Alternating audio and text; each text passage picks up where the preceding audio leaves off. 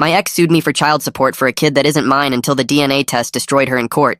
Rachel and I dated for 3 years. Ended things mutually when she got a job offer in Denver, and I was starting my electrician apprenticeship in Ohio. No drama, no hard feelings. We even stayed friends on social media, with occasional happy birthday texts. 4 years later, completely out of nowhere, I got served papers at work, child support lawsuit. Rachel was claiming I owed 3 years of back support for a daughter named Lily, $1,800 a month plus medical expenses.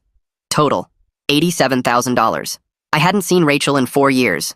The math literally didn't work, but her filing claimed we'd had a one-night thing when she was visiting Ohio for a conference. Never happened.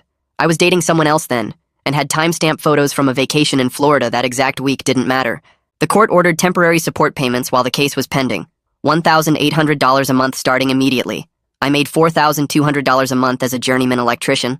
After taxes and this support order, I had $800 left for rent, food, everything. Had to move back in with my parents at 31. Rachel hired this aggressive lawyer, Diane Roth, who specialized in deadbeat dad cases. First hearing, Roth painted me as a monster who'd abandoned his pregnant girlfriend and denied his own child for years, said I was hiding assets, probably working under the table, definitely lying about never seeing Rachel. The judge ate it up, increased the temporary support to $2,100 a month. I could barely afford groceries. My lawyer was this overworked public defender who kept mixing up my case with his other clients. Meanwhile, Rachel was posting constantly about being a single warrior mom and how fathers who don't support their children are the worst kind of criminals. Her friends were commenting about how brave she was for fighting for Lily's rights. She started a GoFundMe that raised $15,000. I knew something was off. Hired a private investigator with money I borrowed from my uncle. Cost me $3,000 I didn't have. The PI found something interesting. Rachel had been dating a guy named Brandon for 5 years. They'd been living together the entire time. Brandon was married to someone else, separated but not divorced.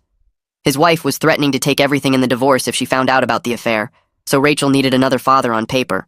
Someone with decent income, no criminal record, far enough away that casual observers wouldn't question it. She picked me, the perfect patsy. We went to court for the final hearing 6 months after this started. I'd paid $12,600 in temporary support by then. Maxed out credit cards, borrowed from family, sold my truck. Rachel showed up looking perfectly rehearsed conservative dress, minimal makeup, holding a folder of what she claimed were medical bills and daycare receipts. Roth went first. Presented a whole timeline of my supposed relationship with Rachel. Text messages I'd never sent.